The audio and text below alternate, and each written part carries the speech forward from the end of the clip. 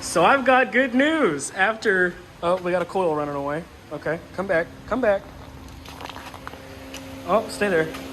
Oh, motherfucker. Just chill out, okay? So I've spent the past 4 hours diagnosing more shit as much as I could find. So I found, I grabbed my LH 2.2 ignition control module. I pulled that out. And I took the LH 2.0 one that came with this car, which is that one, and I put it in that car, and it ran. So I took the one that was in that car, put it in here, still didn't run. So I'm like, okay, something's weird. So I decided to check for spark again. Was getting no spark out of the coil. I checked the power going from the positive on the coil, and it was getting 0.65 volts. And I'm like, okay, that's not good, because when the ignition's on, you're supposed to get 12 volts on both sides. And so after doing multimeter on everything, this was what I finally caught my attention, was this 4 hours later. So I realized I was getting 0.65 to this and nothing to here. And so I started jiggling wires. I was jiggling this, jiggling the ECU wires, and it was this. I jiggled these and it shot up to 12 volts. And so the whole time I thought it was maybe the Hall effect sensor. It wasn't getting fuel, so it wouldn't throw out spark. But I think it was the other way around. It wasn't getting spark, so it wouldn't throw out fuel. But now, oh yeah, we got a new starter in, by the way. And I guarantee if I touch those wires, it'll die.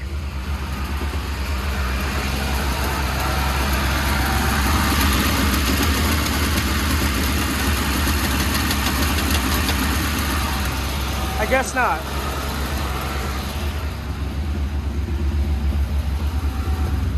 Yeah, we found the problem.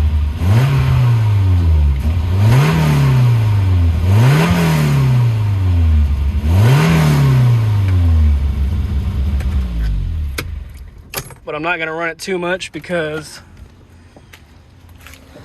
just put the new head gasket and everything in when I resealed it, but there's no coolant or anything in the system. The lines aren't hooked up. So I don't want to overheat it and blow the brand new head gasket. But this whole fucking time, man, it was those wires right there. I guess they had corrosion on them, and I just wiggled them and it came back.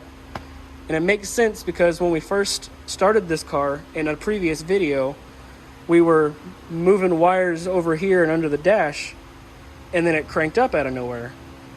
And I guess when it was running rough, it oh, I should probably plug in the mass airflow sensor. That might drop the idle. It probably got back where it was and fucked up again. So let's do this. Well, hold on, which one do I have? Let me make sure I have a 2.2 ECU in, because I got the 2.2 mass airflow sensor. Okay, cool. That would have sucked. Would have fried the ECU, or we would have fried the mass airflow sensor. I plugged it in with this ECU. Let me put you down for a second. All right, so I've done a couple little things. I realized it was high idling because the idle air control hose wasn't plugged into the manifold. I'm gonna have to adjust the distributor timing, because it pings a little bit and the idle's rough, but it tries to idle at 800 RPM and it jumps a little bit, but it free revs pretty well.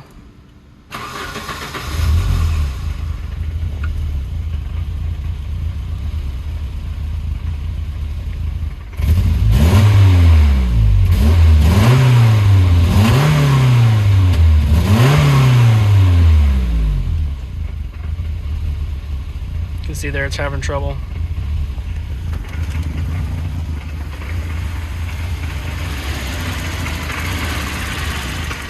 And you can hear the pinging.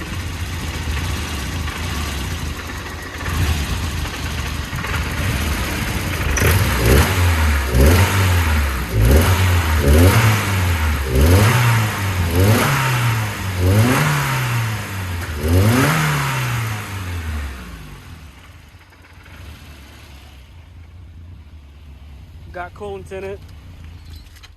Oh, it died. Cool. Got some coolant in it. I put some new vacuum lines on, so I've got all the lines down here hooked up with new clamps. I got the new hose on here with new clamps there and there, just to make them look nicer. Heater hoses aligned, hooked up. We got an exhaust leak, obviously. That one is broken off in the block, and so is that one. So it's not 100% flush, but I mean, it's fine. It'll do for now. What else? I guess that's it. The distributor is like seized to the block, so it won't turn. Kind of how this one is. I've had them soaking in WD-40. See, this one, I can't even turn it. Barely. Nah, I can't turn it at all.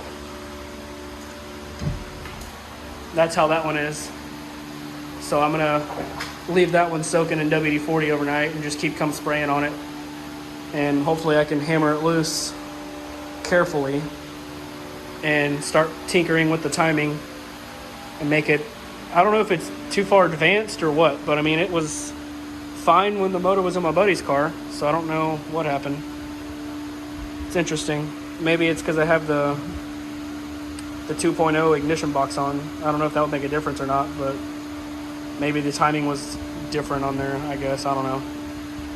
But, I mean, it might help just because we did the new timing belt and all that, just to retime it with the timing light properly with the distributor and get it all in spec, because I'm not even sure if it's at the right spec at all, to be honest with you.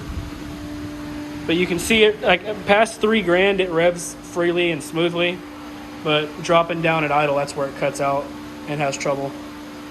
So far it's good. I tried putting it in gear, but like I said, that clutch cable is either it's terrible or it just needs to be adjusted, because the putting pressure onto the clutch, it feels very weird and it won't go into gear at all.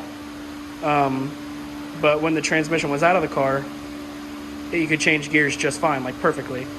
So that cable's either tightened down way too much or it's just loose and just needs to be readjusted.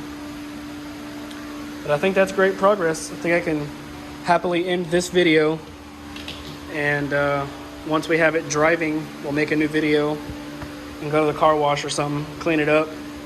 And I'm really debating on taking the AC schnitzers off the blue car and putting them on here, because I think the black with the gold wheels and the gold interior would look pretty good. But it's gonna look kind of bad until I get lowering springs. And the front end of this one, it has lowering springs, but it's still extremely high. But yeah, I think these wheels would look great on the black car. And those tires are dry rotted to shit, so I don't really want to drive on them. So we'll get the fluids changed out of the diff and the transmission and bleed the brakes if needed. And we'll go from there. But that's the end of this part.